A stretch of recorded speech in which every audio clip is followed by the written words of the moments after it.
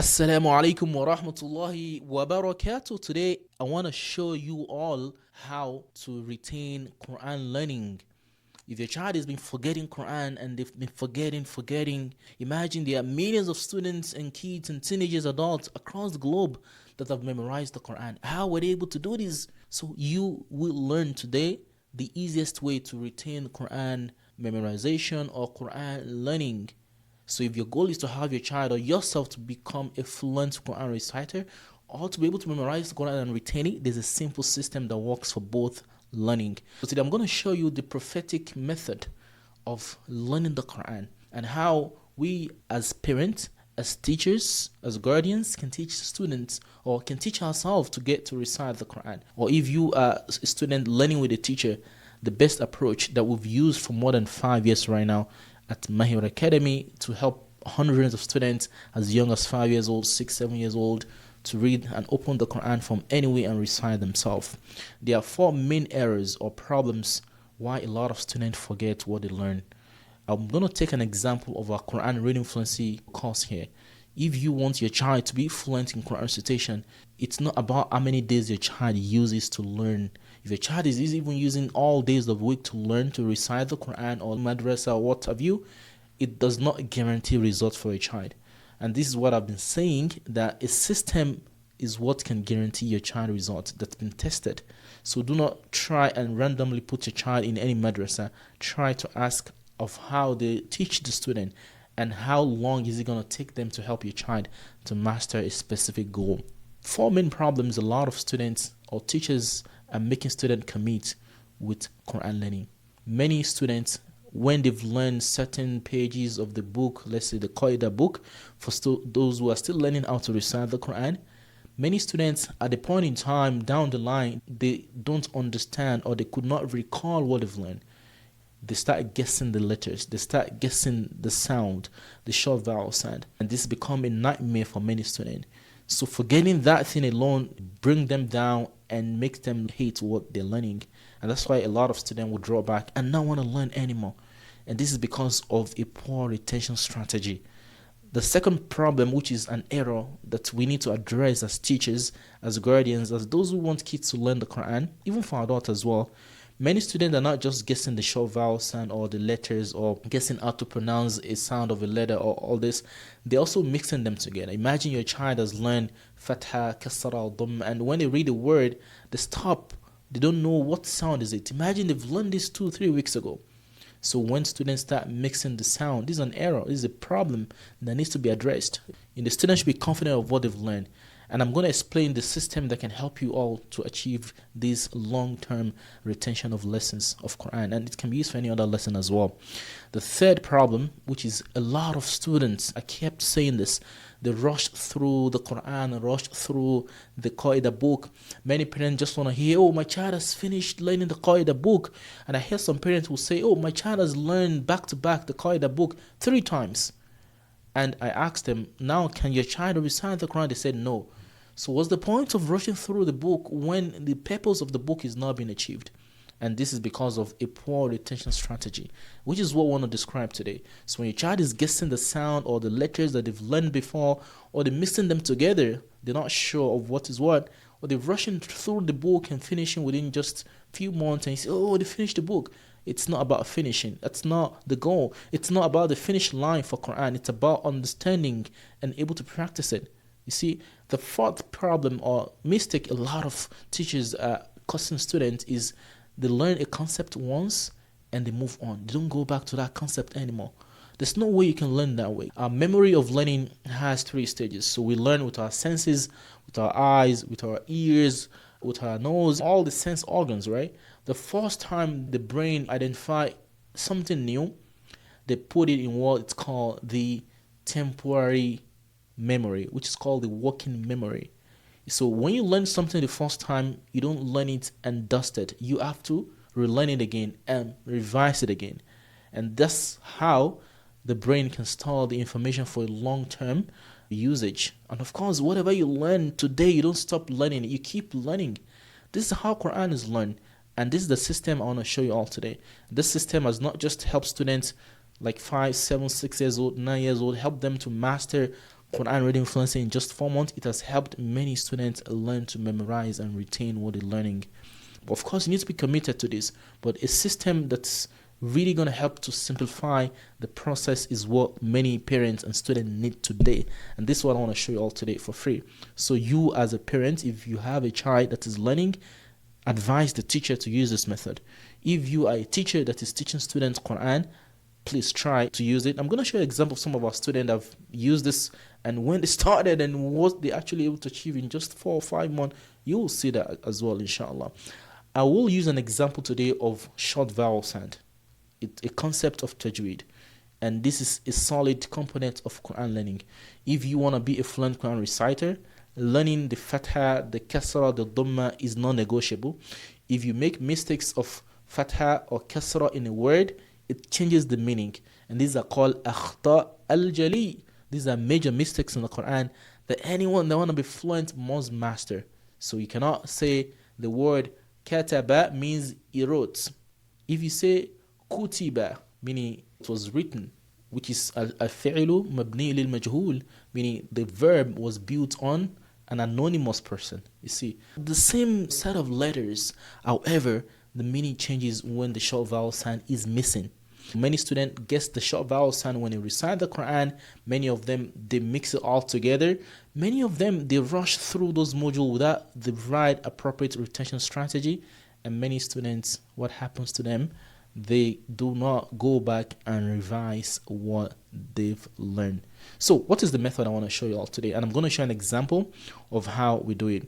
So the Rasul sallallahu alaihi wasallam mentioned in one of his famous hadith that was narrated by Abdullah ibn Umar radiallahu anhu wasallam said, إنما مثل صاحب القرآن كمثل صاحب الإبل المعلقة إن عاهد عليها أمسكها وإن أطلقها ذهبت. Listen to this hadith of the Rasul sallallahu alayhi wasallam.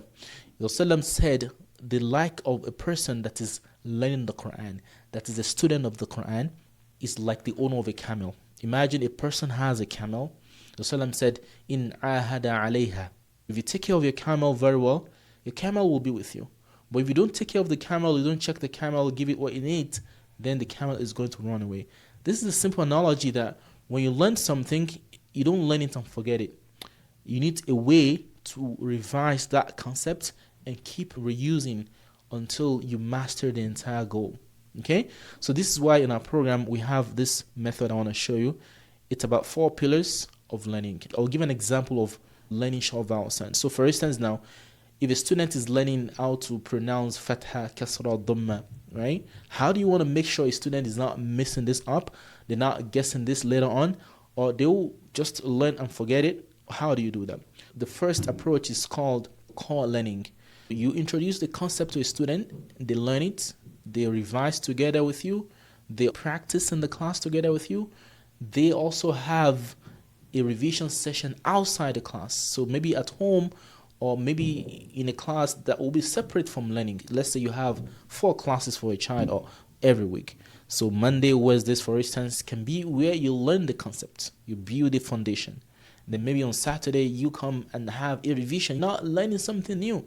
You revise that stuff with that student, and then you give them a homework or a practice to do on their own when you're not there. So that way the student can read what you ask them to read on their own. You can hear the voice of what they've read and give them feedback. Then they come back to the next class, say on Monday. Before you go to the next session or to the next class, you go over that concept. So you have 30% revision of what was learned previously before you add up something onto it. Because that will give you an idea if the students can recall the previous lesson. And one of the good things that we use in this program here is called the BRT system, the build, retain, and transfer. One mistake I've seen a lot of teachers teaching the Quran have is they don't assess students frequently. They just teach. There needs to be a way to assess students at least twice in a week. Okay, so you teach them, you give them a kind of exercise to do on their own on the concept they've learned, get feedback from them, correct them, then teach them again, give them practice to do on their own, and give them feedback. And then when you come to the next class, the second week, you don't just go right away to the next lesson. You go back to the one they've learned before. That is called the 70%, 30% revision strategy. Before the next lesson, you already give them some practice or things to do on their own based on what they learned the previous week. And then when it comes to the second week, they are able to master what they've learned, and if they make mistakes, you correct them back. To make this simple, the teacher teaches the core curriculum the first day of the week, and then maybe the second day of the week, you also teach the curriculum, but there will be a supervised practice in the class. So let's say the kids are learning how to pronounce fatha, kasra, dhamma. They've seen letters, they've seen words having each of this. Each student in the class will be required to read. They look at each other's mouth, they practice. So that is called the supervised practice. They learn the concept, you introduce the instruction to them, but they practice, they take ownership of the class. A lot of teachers make this mistake. When they teach students, they're always going to recite to the child, and the child does not pay attention to what they're learning. The student keep parroting from the mouth of the teacher right away. They're not even looking at the book. Some students learn and they're not even looking at the teacher. They're just busy doing something and they are just parodying and repeating what the teacher is saying.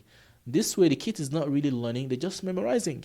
We need to avoid that. We need not just to make them memorize, we need to have the supervised practice. So when you teach the core concept, you need to have them practice with you in the class. That is called the supervised practice.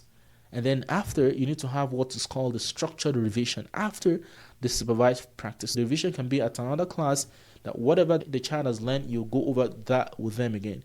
And then after that revision session, the child will have an independent practice that will be recorded, that you can hear. They can give it to you or they can send it to you through different technology we have today. You can listen to it, they get feedback, and then you continue the next class. The next class, you teach them the new concept, but before you go to the next module, you go over what they've learned previously. 30% of the time in the new class, you go over it. That is called the integration of the old module to the next module. So the kids are now learning sukun, for instance, a concept of tajweed. Before they go there, you have to make sure that they've mastered the first concept of the short vowel sound they've learned, and then you integrate this into the next module, which is the sukun, for instance, how they pronounce letters that's shortened with sukun, or the full circle sukun, the half circle sukun. Listen to Nusayba here. She started learning without knowing anything in the letters of the Quran. Look at how she was reading this.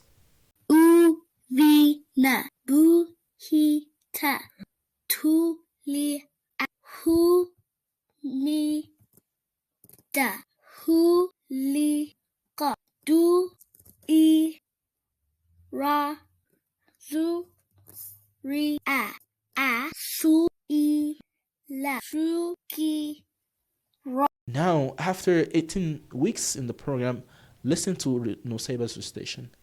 والجبال أوتادا وخلقناكم أزواجا وجعلنا نومكم سباتا وجعلنا الليل لباسا وجعلنا النهار معاشا وبنينا فوقكم سبعا شدادا وجعلنا سراجا وهاجا.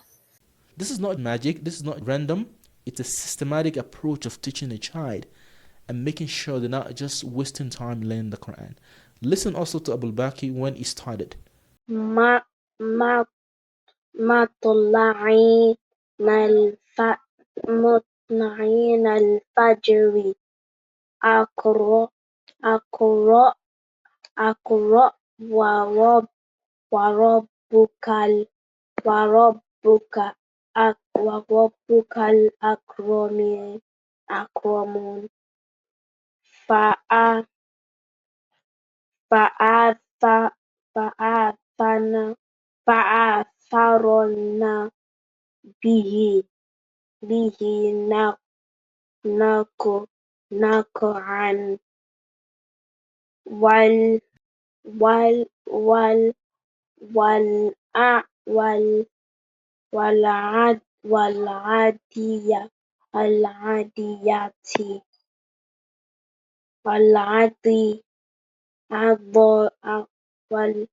والعاديات وضبحا والعاديات ضبحا. See how he was reading. But compare that to when he spent 16 weeks on the program. بسم الله الرحمن الرحيم مثلهم كمثل الذي استوقد نارا فلما أضاءت ما حوله ذهب الله بنورهم وتركهم في ظلمات لا يبصرون صم بكم عمي فهم لا يرجعون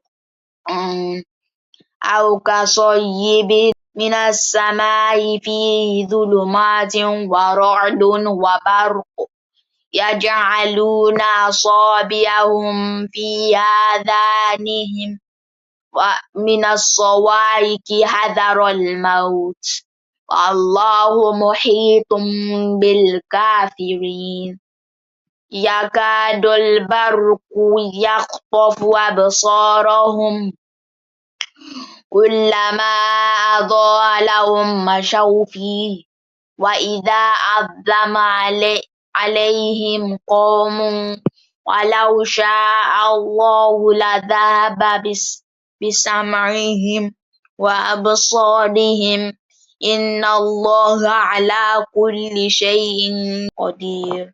Can you see the difference? This is the work of a systematic retention strategy. If you already have your child learning the Quran and they've been struggling, here's a chance to make sure they're not having the struggle of forgetfulness. There's a systematic way to learn to recite the Quran, and this is what we'll be using in the program here. There's a link below this video. You can reach out to us to learn more on how the system works. If you're an adult that also want to master reading fluency, but you struggle with forgetfulness, the same approach applies to you. Tap the link below this video under the description and book your call. Checks to see the method of how we describe it in full, how your child can achieve this goal. You also can achieve the same goal, inshallah. We ask Allah subhanahu wa ta'ala to bless you and your family. Assalamu alaikum wa rahmatullahi wa barakatuh.